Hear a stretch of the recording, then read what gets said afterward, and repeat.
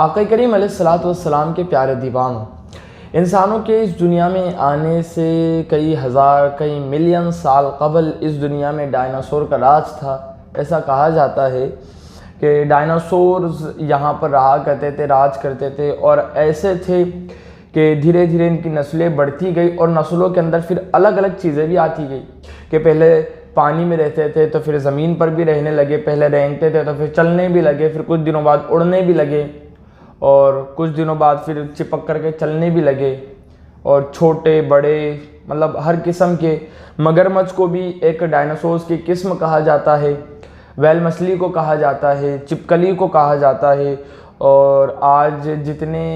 پرندے آسمان میں اڑ رہے ہیں ان کو بھی ان کی قسم کہا جاتا ہے۔ آقا کریم علیہ الصلوۃ والسلام کے پیارے دیوانوں، ان کی سائز بہت زیادہ بڑی تھی، اور یہ لوگ مطلب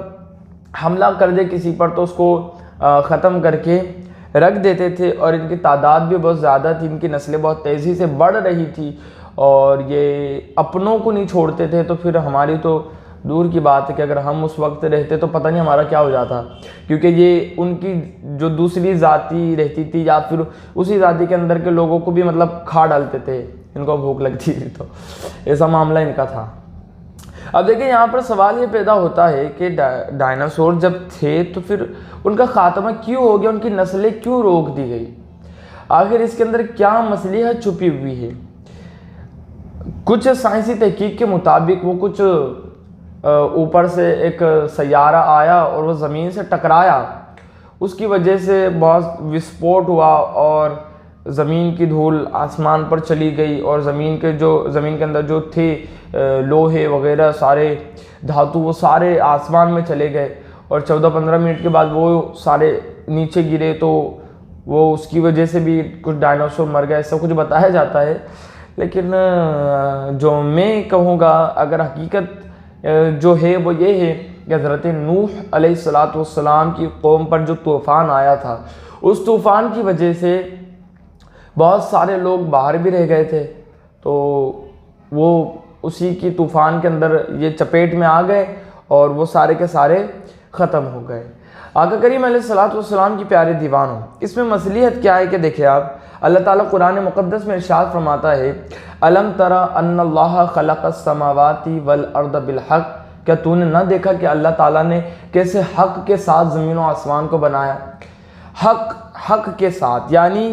اس کے اندر حقانیت ہے، سچائی ہے، اور یہ کام ایک دم مصلحت والا ہے، ایک دم پرفیکٹ ہے۔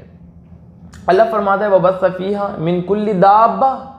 اللہ تعالیٰ نے اس زمین میں ہر قسم کے جانور کو پیدا فرمایا۔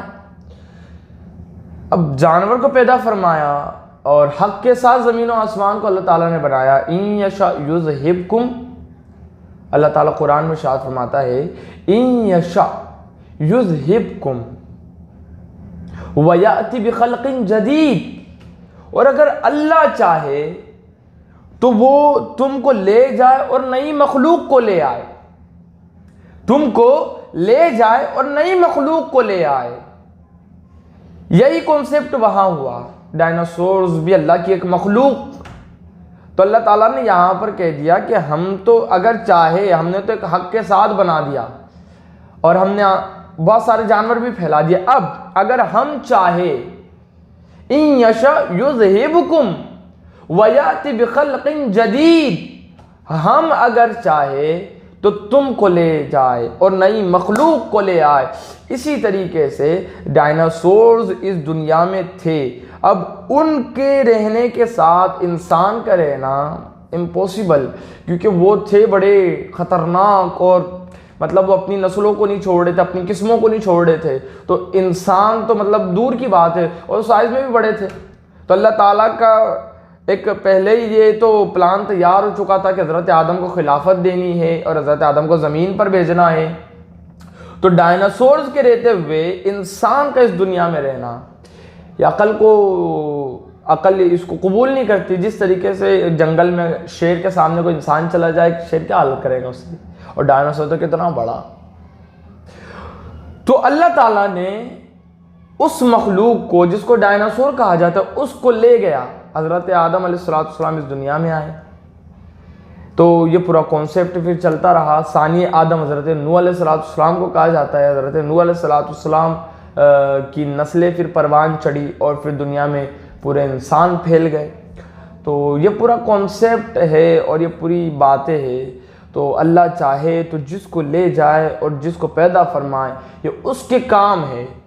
اور وہ اپنے کام بخوبی انجام دیتا ہے. انسان کے سمجھ میں آئے یا نہ آئے اس کا ہر کام حکمت سے بھرپور ہے.